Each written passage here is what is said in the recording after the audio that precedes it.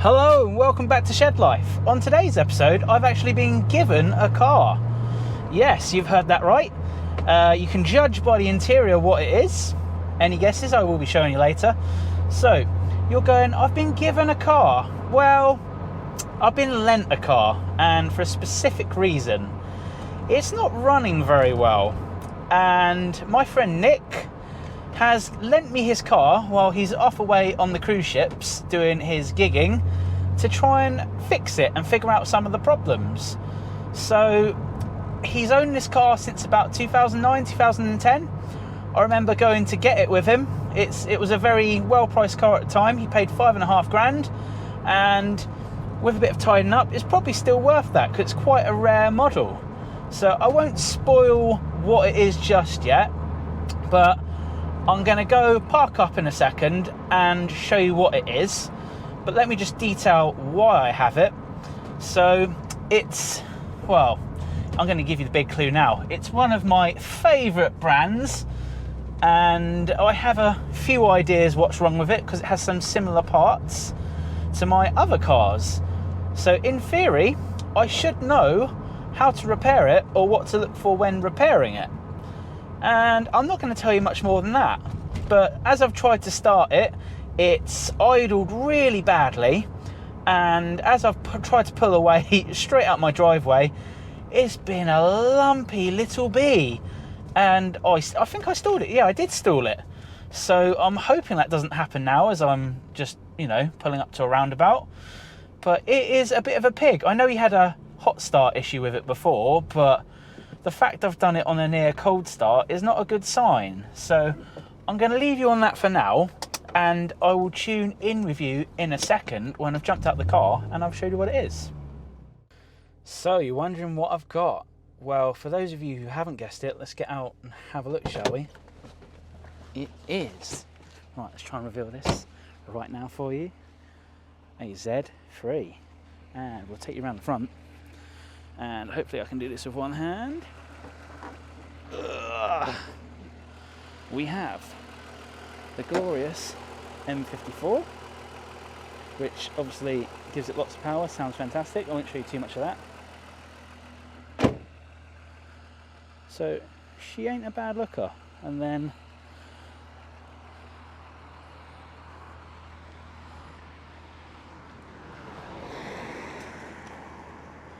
yeah, for 20 years old, it's not a bad looking car. So I'm not really going to show you a whole lot more because I want to do a more detailed driving video. But for now, for a 20-year-old car with 127,000 miles, is pretty decent looking. So let's jump back in. I'll show you the interior quickly. So let's have a run in here. Let's give you a quick view. Let me turn the light up. So we've got electric seats in here, which are decent, but not a lot of room. As you can see, we've got the rear wall of the cockpit, leather steering wheel, leather everything. There's no engine light on it because we cleared it. As you can see, 127,000 miles. I'll just turn it down a bit, but there is no dash lights, as you can see right there. So I'll turn the light back on. Yeah, there's not really a whole lot to show you, so I will cut it right there. Right, so all of you are wondering, how does a Z3 drive? Well, it was made in 2000, I believe, and the chassis was on an E30 for the back. I think it was based, some of it, on an E36 or maybe an E46 front end. I mean, the steering feel from the front is great. It's basically an MX-5 on steroids, but I've never driven an MX-5, but that's what all the journalists say. I'll have to drive one and find out. So if you've got an MX-5 and you'd like to loan it to me so I can find out, hit me up. And obviously with a 3 litre lump, you're getting much more power than an MX-5 unless it's turboed or you've done an engine swap. On the whole, it's very cramped in here. I mean, last time I felt a bit more cramped, but that was probably a good 5-6 years ago I last drove this. Now I'm driving it, it's not so bad. Is it an enjoyable drive? It is. It wafts around town. It's been reliable as anything for Nick, other than these, pain in the backside little problems, which should be sensors for the most part. We have scanned it, and I will show you a little video of what we scanned. I've cleared those, So just to see if anything else comes back up again, and that'll mean it's most likely that. We have a few ideas. So it's lacking power, low in the rev range, which is usually a problem with the diesel unit on these M54 engines. It could also be a leaky air intake hose. There could be a split somewhere. What else could be wrong with an M54? I mean, I've dealt with all sorts of problems. O2 sensors. There's many little problems, and they don't cost a lot to fix. It's just staying on top of them, if I'm perfectly honest. And as long as you do it at the time, then you just need to maintain your car.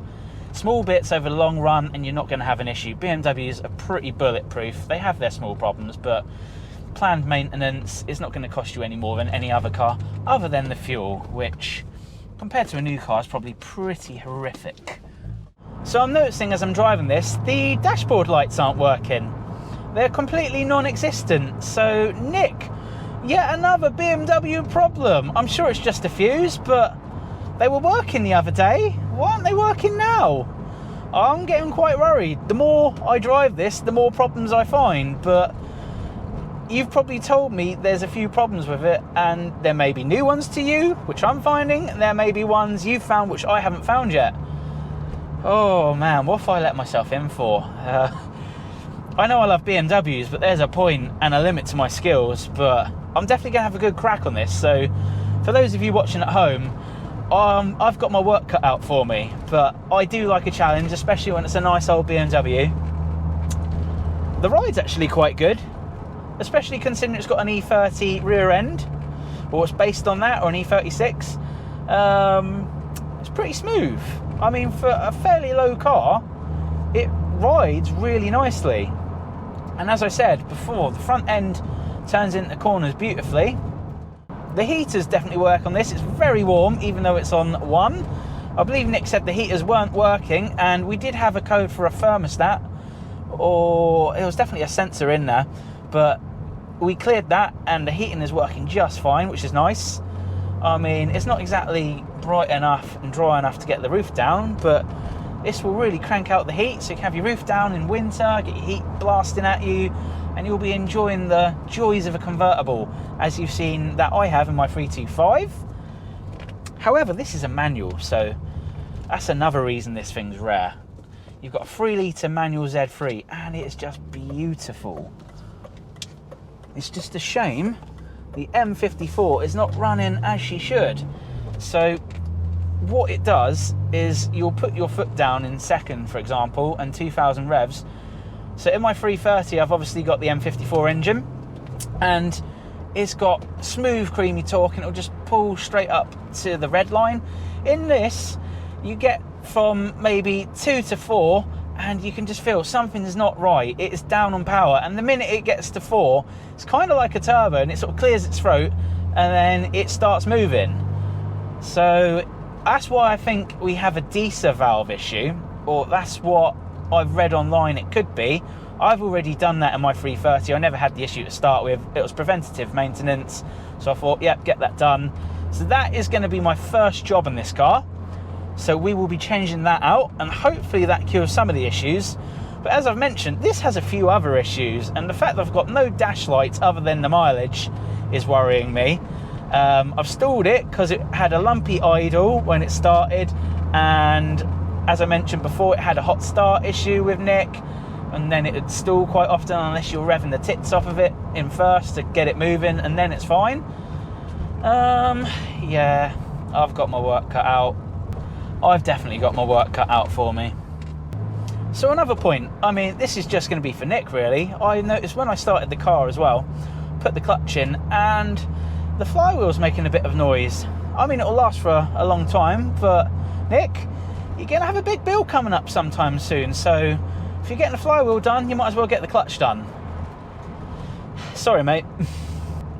I really should not have come for a drive during school kicking out hours here in the UK. It is mad busy, and it's just not an ideal time to test the car out.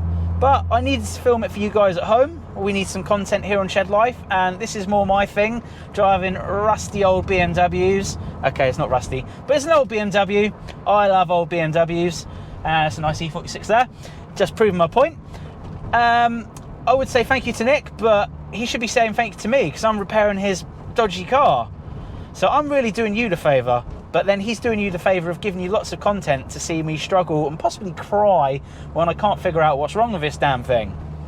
But I'm enjoying it so far. The drive is great, and hopefully I can fix this problem, or many problems.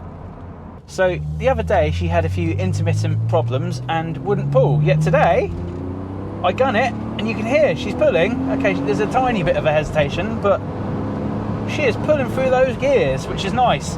I would have recorded the tacho for you, but being there's no lights on it, it's not really any point, so I apologise for that. Like I said, that's another issue I'll have to fix, but at the moment she is running fairly well for the issues she has, but we'll see what we can do. One thing, this car does sound really good. Listen. Oh, that straight six just sounds beautiful. On the whole, I mean, just as a car to sort of poodle around at, have a little bit of fun at the weekend, it's a great little car, and I'd recommend you go drive one if you have the opportunity, especially if it's got the 3-litre engine in. That makes all the difference. I'm sure the 2 litres are great, but more power's better, isn't it? I mean, hell, you could try and get a ride in the Z3M and get the S54, and now we're really talking. Till your rod bearings blow up, but we won't talk about that. So we're coming to the end of our video here, and I'd like to thank Nick for lending me the car for a month. I'm going to go through every emotion trying to repair this, and hopefully I'll win some of the battles or most of the battles and get this running as it should, or at least to a point where it's enjoyable, because at the moment it's okay to just potter around, but when you've got a 3-litre engine in a Z3, which is fairly light, you want to enjoy this thing, and it gives you guys more content at home. So hopefully I've not waffled on too much, but if you have any questions about the Z3, please put them in the comments and I'll try to let you know about any questions you may have regarding it, how it drives, what it's like to own one. I'd imagine most of you haven't driven one, or at least if you have, you haven't driven it with the 3-litre engine. And then if you have any questions, maybe you're looking at buying one, I could review some of the aspects of how it drives, what to look for, and other than that, I should have covered most things. So next time, I'll be crying over repairing this. So see you next time. Oh, she already stalled. Wow, that's a problem. Come on, you get a bus through there, love. You've got a little Fiat 500 and you can't get it. Come on. Okay, they're a learner for a reason. They're a learner for a reason. Chill out. Don't be an arsehole BMW driver as much as you'd love to be. Just don't. They're a learner. Chill out. Let them enjoy their Fiat 500. Come on. You f***ing wanker. Come on, love. Go. I want to drive the Z3. Check the mic and make sure it sound right, boys.